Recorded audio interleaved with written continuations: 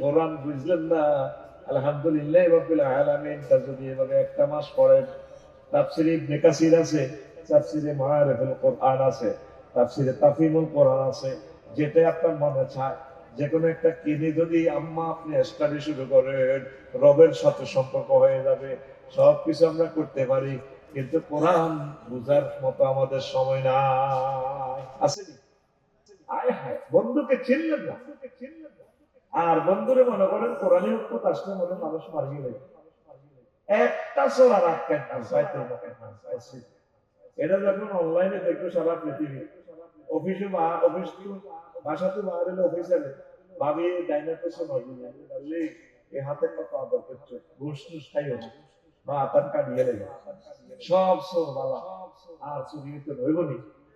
একটা জিনাকারে যদি শাস্তি দেয় বাইতুল মুকাররমে, যদি জিনা প্রমাণিত হয় আফসারি, আমার ইমাম সাহেব সব স্থল হচ্ছে আফসারিকে মাত্র মারল, আফসারি ভাই কান্দি করে সাকিব রে নফসের তা না করিয়ে গেছি, এটা আরে মাত্র মারি মাথাটা উড়াইছে। আল্লাহ তো রাফাতাতি কুলুবিকুম, কোন মায়া দেখাই না। যদি তারে আল্লাহ আমি আল্লাহ বিধান বাস্তবায়ন মায়া দেখো, তোমার ইমান শেষ হয়ে যাবে।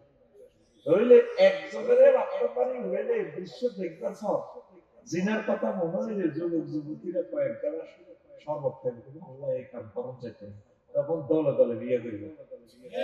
তাইলে এই বন্ধু কি আপনার দুশ্মন না আসলে বন্ধু?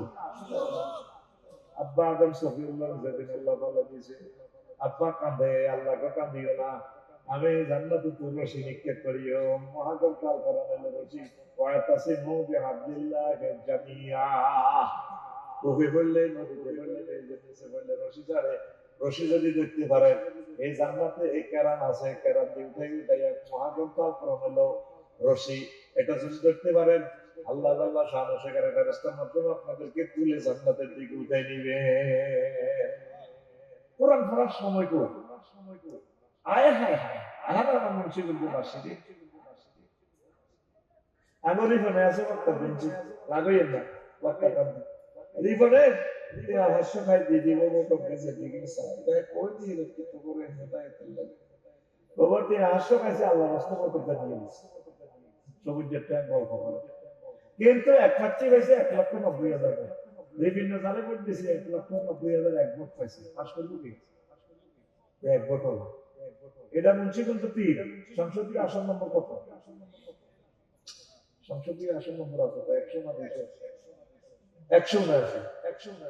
এখন এই এক দলে হয়েছে 150 সিট, বিভিন্ন পত্রিকারে দিয়ে হয়ে গেছে 151, ওই দলের সংসদ সরকার। এবার পার্লামেন্টে বক্তৃতা দিব মাননীয় স্পিকার, আপনাকে অনেক ধন্যবাদ স্পিকার, সকল সংসদ সদস্যদের ধন্যবাদ স্পিকার। আমার মুন্সিগঞ্জ 3 আসনের সর্বস্তরের ভোটার ভাই বোনদেরকে ধন্যবাদ, সবাইকে আই লাভ ইউ, তাদের বরকতে আমি মহান সংসদে এসেছি। স্পিকার, যেহেতু 93% মুসলমানের এই বাংলাদেশ, স্পিকার যেহেতু আমার রব্বুল আলামিন বিদেশিতে আয়াতে নামাজের কথা বলেছেন, যেহেতু আমার রাসূল সাল্লাল্লাহু আলাইহি ওয়াসাল্লাম 12,500 হাদিস নামাজ নিয়ে কথা বলেছেন, সেহেতু আমি মহান সংসদে বিল উত্থাপন করতেছি। এই আজানের ধ্বনি ফুকারিলে 10 মিনিট রাষ্ট্রীয়ভাবে বিরত দিয়ে নামাজের রাষ্ট্রীয়ভাবে নামাজ কায়েম করা হোক।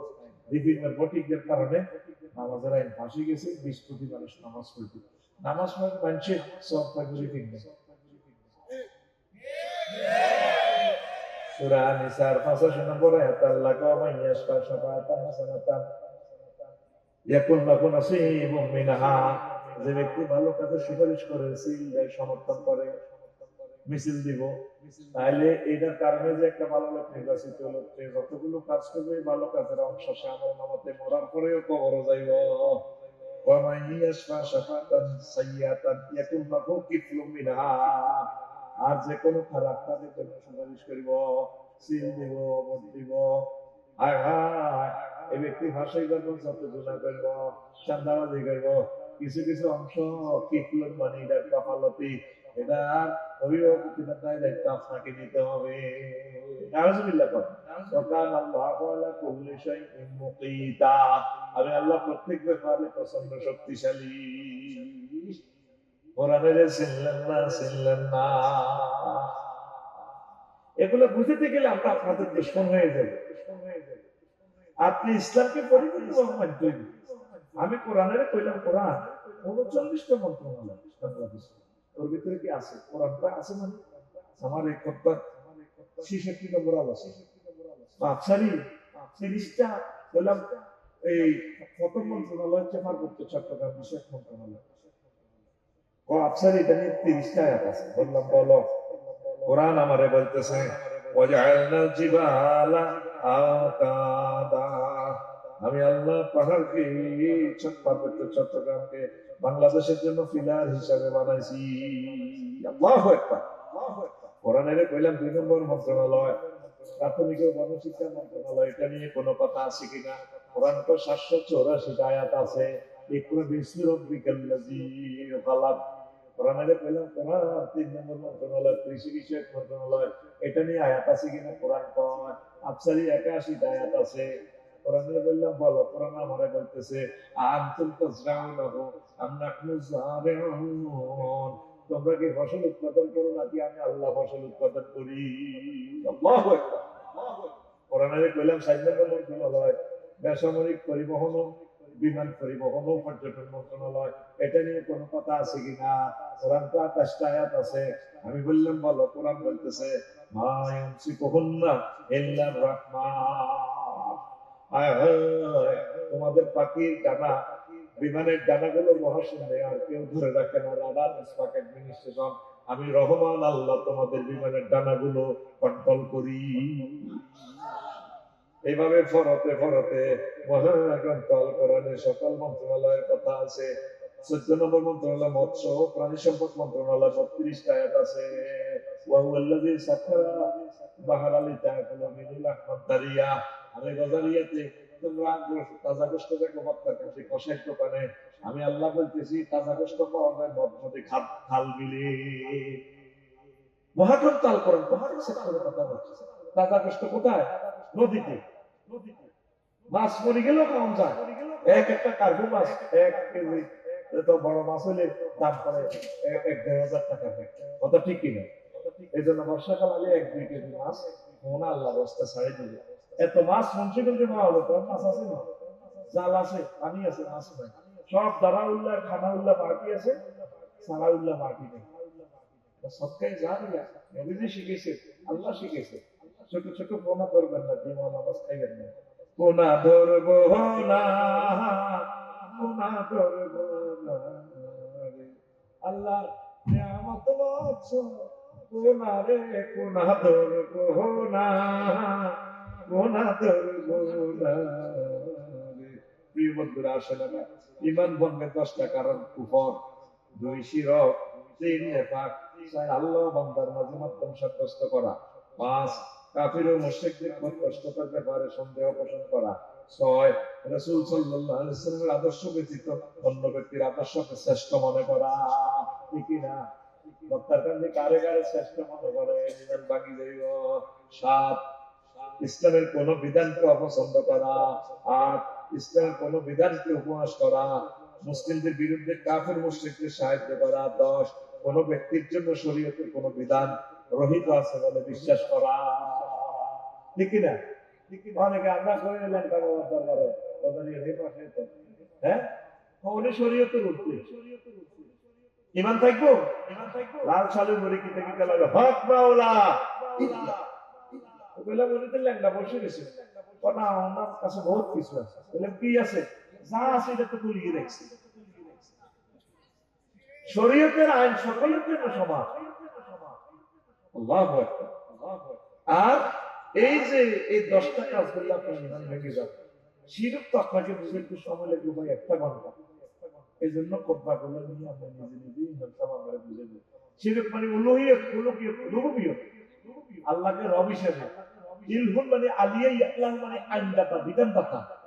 আমাদের এই বাউসিয়া ইউনিয়ন পরিষদ, গজারিয়া উপজেলা প্রশাসন, ডিসি কার্যালয়, civil court, criminal court, Bangabhaban, Ganabhaban, white house, যা যা আছে সব কিছু নবীর সুন্নাহ মোতাবেক চলবে, আল্লাহর বিধান মোতাবেক চলবে। আপনি যদি বলেন মসজিদ মাদ্রাসা চলো যদি কথা মোতাবেক, আর হিডি Aristotle Plato Machiavelli ring of not strong will চলবে তরিকা মোতাবেক চলে, আপনার ইমান বললাম। এই পর্যন্ত আমরা শিখি লইছেন। আপনি তো জানলেন না সবাই কই আপনার কোরআন পড়ান, আপনি তো প্রিয় বন্ধুকে জুজবন্দি করে রাখছেন। এই রমজানে আম্মা পড়বেন, 1 মিনিট করে পড়ে, 1 মিনিট করে কোরআন গবেষণা করে। মা লিখে রাখেন, মা অত্যাসন্ন ভূমিকম্প, 21 লাখ বাড়িঘর থাকবে না ঢাকা, 4 কোটি মানুষ মারা যাবে, বিশ্বযুদ্ধ যে কোনো সময় লাগিয়ে দেবো। গো ও কলিজার টুকরো না, ও যুবকেরা, সেটা তোমরা একটা আল্লাহর দিকে চলে আসো, দ্রুত তোমরা বিয়ে শাদী করে ফেলো, নামাজ পড়ো, আর আমার ইমাম সাহেবের দিকে খেয়াল রাখিও। আমার ইমাম গুলারে আপনারা যত্ন করবেন। 30,000-এর নিচে বেতন দেওয়া যায় না, কিভাবে লেকচারারের নিচে একজন নির্যাতন দিয়ে নেই, কিভাবে চলবে? আহা, সহযোগিতা করবে, একে অপরকে হেল্প করে, মামলা মোকদ্দমা করিয়ে কোরআনটা পড়েন। ইমান ভঙ্গের কারণগুলো কুফরি ব্যক্তি আছে 56টা। আমি কিভাবে ওই একটা কথা কয় যে আল্লাহকে ভয় করি না, মানুষকে ভয় করে লাভ কি, এমন কথা বললে কাফের হয়ে যাবে। 41 আল্লাহর আইনের উপরে মানব রসুল তাইকে প্রাধান্য দেওয়া, ইমান ভেঙে যাবে। 42 আমি পাপ করলে দাঁতদারি না, এমন বলা। 43 তাকদীর অস্বীকার করা। 44 রাসূল সাল্লাল্লাহু আলাইহি ওয়াসাল্লামের হাদিস বললে রাখো তোমার হাদিস,